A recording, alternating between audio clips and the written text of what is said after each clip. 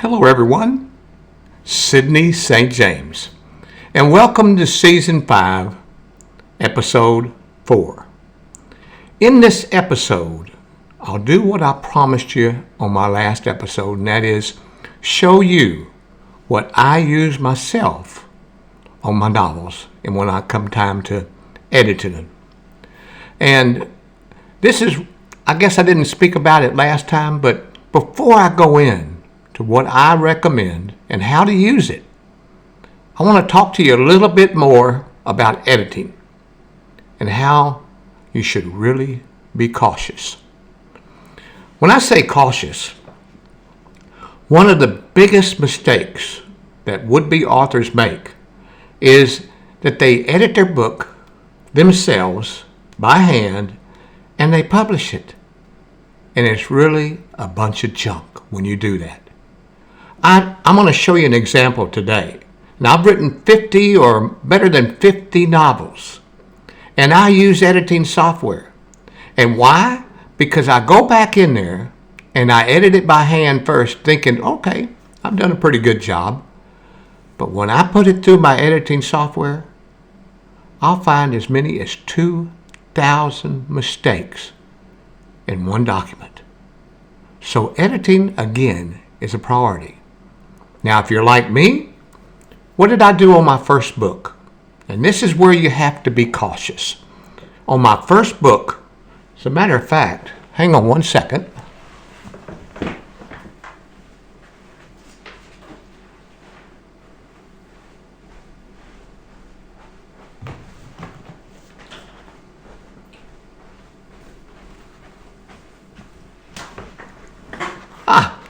Sorry for the delay.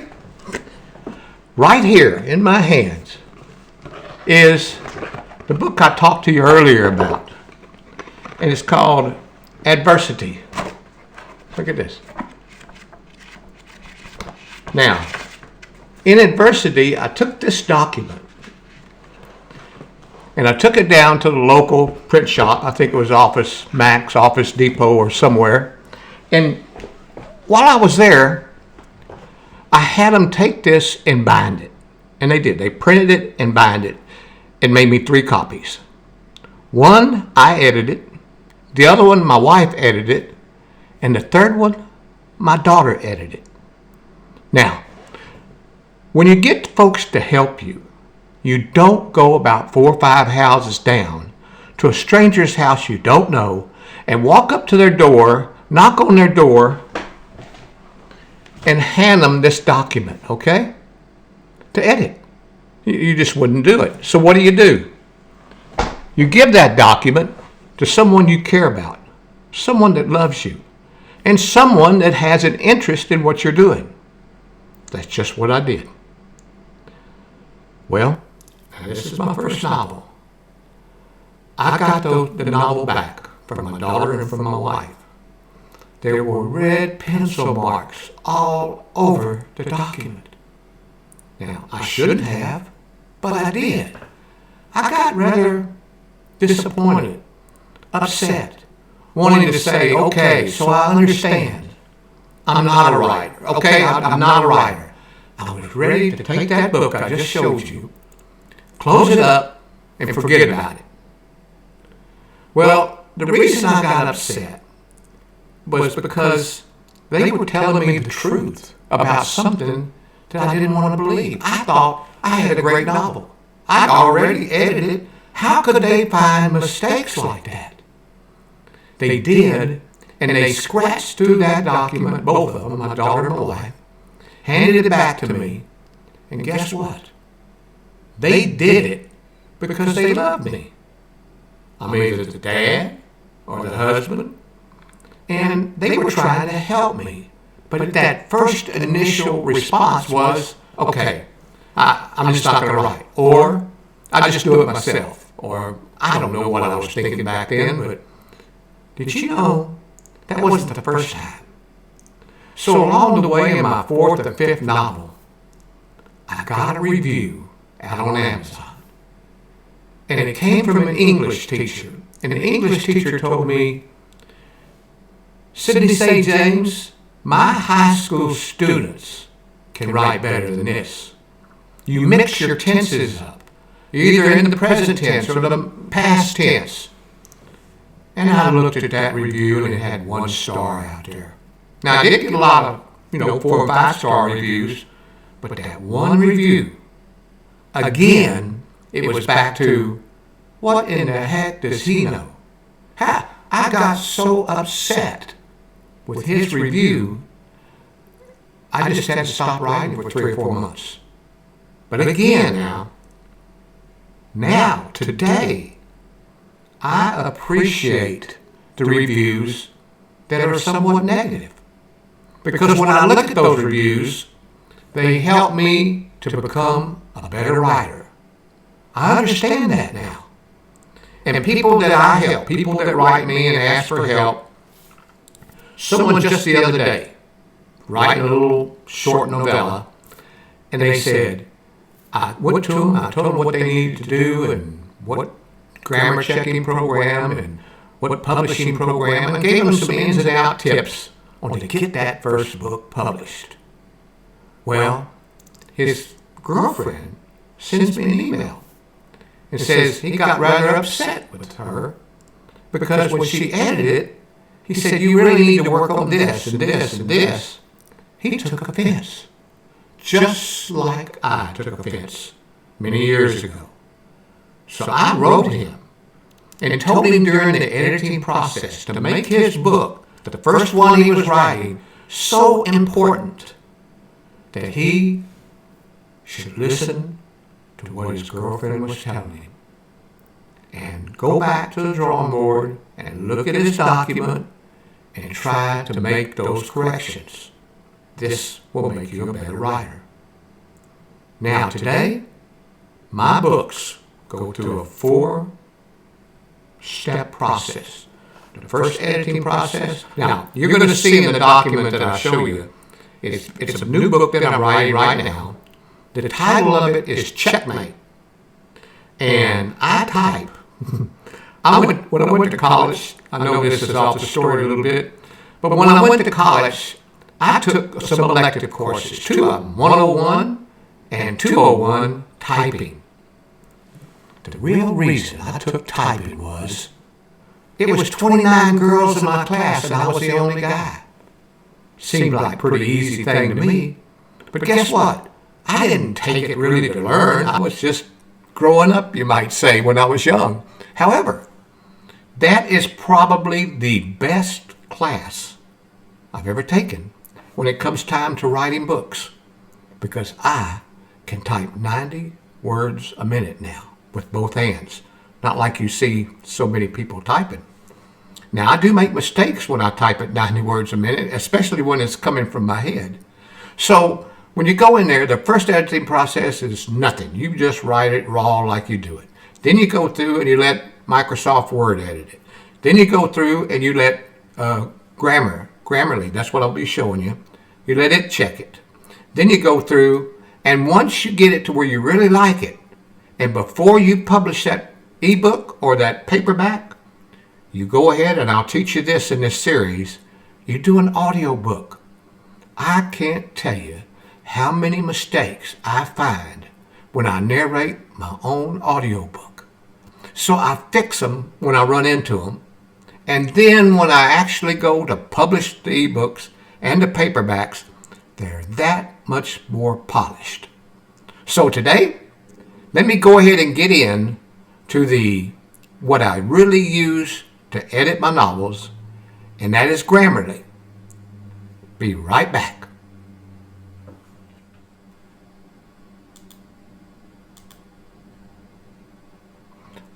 Okay, everyone, I'm back.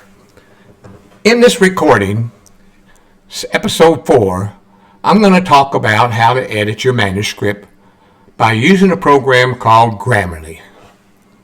In Grammarly, the best editing software, in my opinion, a winning manuscript gets so much more easier to create. So after you check out the 6 programs that I gave you in the other episode previous to this one, you can save a lot of time and go with the one that I settled on for at least my last 3 dozen books that I've written. And first, I would like to also say that this is not an advertisement. I'm not trying to say, go out and get Grammarly. I'm trying to say, I have tried every single one of them. Even, for instance, the one I talked about, AutoCrypt or Pro Writing Aid.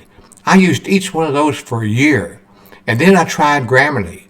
And then I used it for a year and another year. And come to find out, I just fell into the swing by using Grammarly.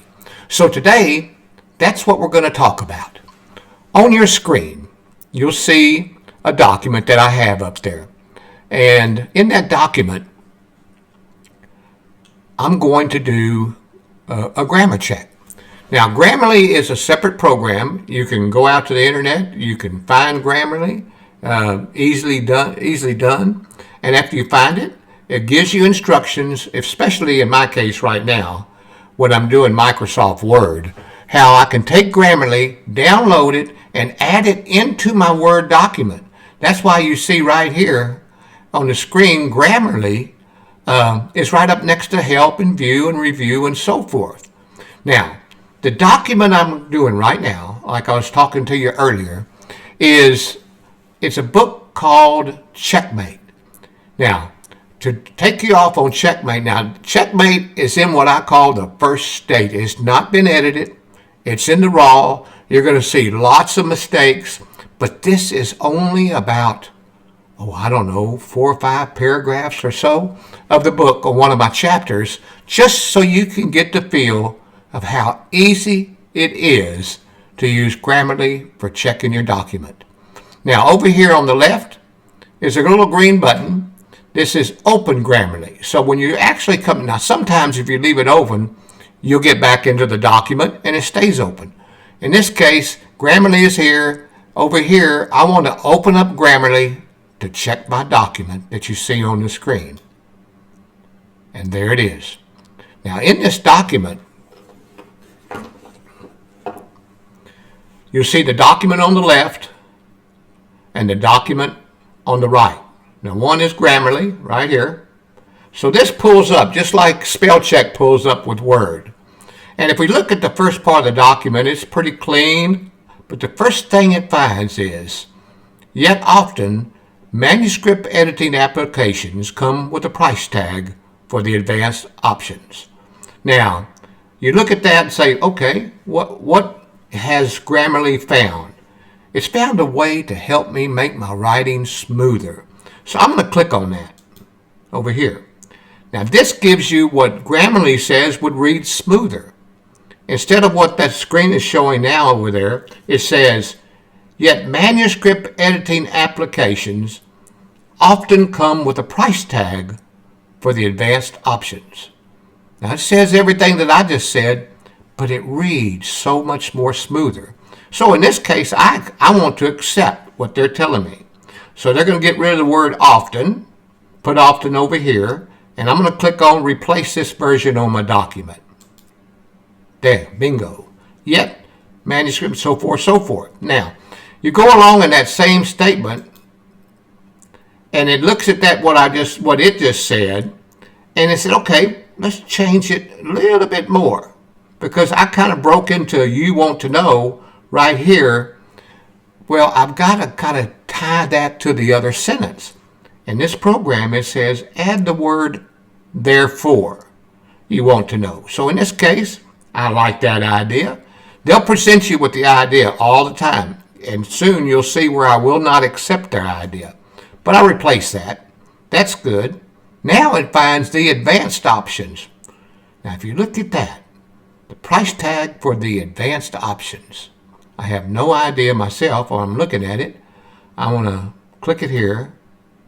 It doesn't like the word the in there. So it would read with a price tag for advanced options. I like that. Click it. Okay. Now we're going to go down. In this sentence, it says often come with a price tag. Well, let's see what they're saying. Often have a price tag instead of come with. Do that. Now, this is something you'll get regularly. There's nothing wrong with what I've said there. But it wants to know, do you want to have curved apostrophes or do you want straight apostrophes? I like straight. That's my own personal preference. So it's going to go through the document and check everything and fix it. Now we're going to continue down the document. Okay, here's one. You're considered an expert witness. I've also let the chief know my true identity. Now the red line here, remember we talked about it? We know what that red line is. But identity, now when you're typing and you're reading, I did not even notice that just then. I have also let the chief know my true identity. Well, that's spelled wrong, right? So over here, this is what it's saying it should be spelled for. Identity. And of course the question marks, chief. Okay, we're going to do chief here. They want to know if we want to, chief is, now this is a pronoun to where chief is a person's name. You call him chief, then it's not minimum. But if he's talking in reference to something, he's going to be the chief man for the job. Well, chief would not be capitalized. So they're saying capitalize it in this document, and I'm saying sure. Update all. I'm going to fix the apostrophe here. Now I'm going to come down. Easily said and done. 2 K's and no's. So I come over here, fix it. He is a good and shrewd man. I like the word excellent. He's an excellent man and shrewd man. Here, it wants the sentence should end. He is an excellent and shrewd man, period. I've explained our mission here, period. So I'm going to go with it. Okay, of course, that's mystery is misspelled. But just look how many documents. Right now, I still got 16 errors. Over here on the bottom right, you see 16 issues, and I've already completed maybe 15 or 20. So in those 15 or 20, I had almost 40 or 50 grammar issues in about 1 or 2 pages of my book, which is 300 pages long. So if you multiply this number times 300 pages, you can imagine how easily you can get up to 2,000 and 3,000 grammar mistakes that you need to fix. I'm going to go through here as you watch me. Require his assistance. Okay. This is where you have to give it your own thought. Yes, I thought I just might require his assistance. It's saying it's unclear who his assistant is. Well, I don't personally think, I'm just going to leave it alone. Let's just put it that way. But that's me as I'm going through here editing. Tommy didn't come here at all. Okay, so didn't is right. Right here should be come. That fixed that. I'm just going through here to basically show you, comma. Okay, now here's somewhere it helps you with the flow of your writing. The rest of them basically are pretty straightforward. It fixes punctuation. So here you, Jeremy, comma, to the outskirts. Okay, so I like that. That's right. But it doesn't like to. It wants on. So I'll fix that. Now, 2 more examples. And I'll leave you with it here. I found out after calling my office right up here, this one right here, could read better according to them, grammarly. So now it says, after calling my office a short while ago, I found out that Tommy didn't come here at all. So there it is. It just changes the wording up and reads so much more smoothly. And you don't have to do any typing. If you like what they've said, you replace it with this version. Now call them my office. Okay, then this is where they said, instead, they want instead here, What did he do after he returned to his office? It says, instead he returned. So I'm going to, right here, instead, we'll replace this right here.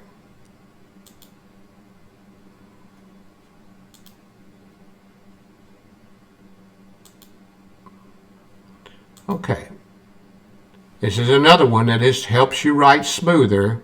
I discovered that Tommy didn't come here. I discovered that Tommy didn't come here. I don't need add all in there. So we're going to fix it.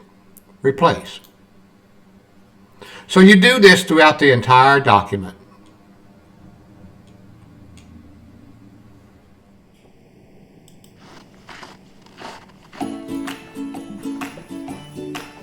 Well, hello everyone, and welcome to the conclusion of Season 4. It's been fun, and I hope you've learned a lot from how to edit, what programs to use, and so I think we're just about ready. If you've got your story going and you're ready to go, then I think we need to continue on down the road now and learn how to format your Word document or whatever you're using from your word processor. Get that document, get it formatted just right. Then once we get it formatted, then we're going to take you through who I think is the best way to distribute your first novel. All this is coming up, so as it does, and as I get ready to conclude today, I want to ask you to be sure to hit the little bell down at the bottom, down there, and click on that. That means you like me. And be sure to subscribe, because more of Season 5, You Want to Be an Author, is coming up right around the corner. Until then, listeners, see you later, alligator.